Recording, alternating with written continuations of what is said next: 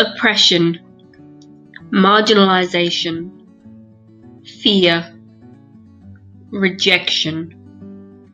These words are not unfamiliar to anyone who is involved in the LGBTQ community, and in fact they are used far more often than necessary.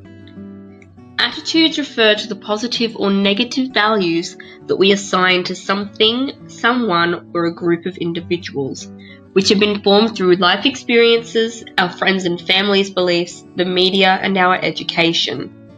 One could be forgiven for not fully knowing what the acronym LGBTQ stands for, as it is a constantly evolving and growing acronym. Essentially, it stands for lesbian, gay, bisexual, transgender, queer/questioning. Through acronymizing, inclusion was one step closer, as according to Gold, such language could be used to represent a much larger group more fully than just the gay community. Through adding the plus sign on the end of this acronym, it represents everything on the gender and sexuality spectrum that letters and words can't yet describe, which is yet again another step toward inclusion of everyone.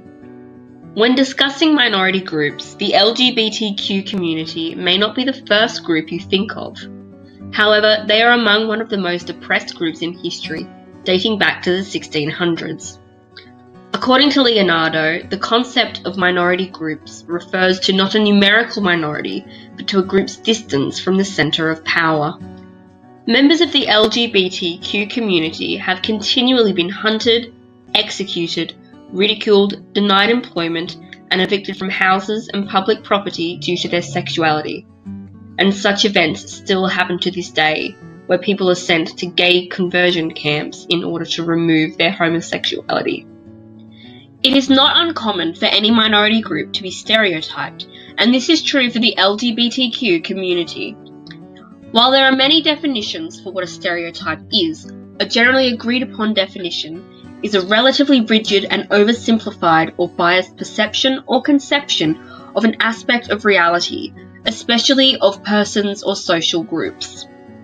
While there are many stereotypes geared toward the LGBTQ community, some common ones are that all gay men are fashionable and feminine, all lesbians are butch and masculine, the belief that everyone is cis-heteronormative until proven otherwise, transgender individuals are just confused and like to play dress-up, and that there are only two genders, male and female. This can be very damaging as it minimises the validity of LGBTQ individuals. Familial influence and experience has a large role in the LGBTQ individual's desire to come out or remain closeted. Through my interviews with members of this community where family is concerned, there were two main responses. The first was a refusal to tell their family about their identity, where Star, a 21-year-old gender-fluid asexual lesbian, said it was unsafe to come out. The other is that family are really confused with anything non-binary gender and sexuality.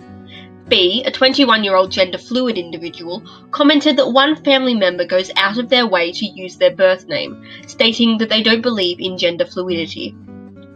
There are many ways that families can support LGBTQ individuals after they have come out or before coming out. These are listening and learning, doing your own research where you are unsure, being a role model of inclusion and kindness, create and be present in safe spaces for LGBTQ individuals, and help to eradicate harmful stereotypes.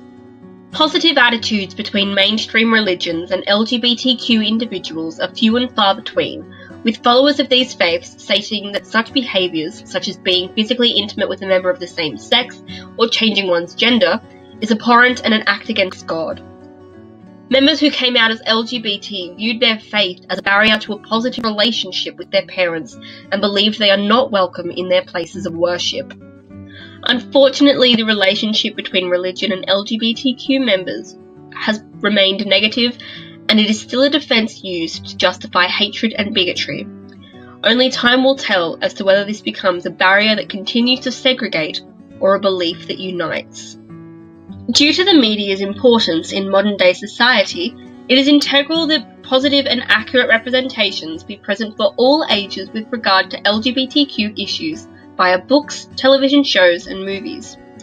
B states that queer representation is so few and far in between there is often division between whether it's good because it exists or is actually good because it falls into a category of accurate representation. Positive representation of LGBTQ individuals is essential in normalising LGBTQ in community.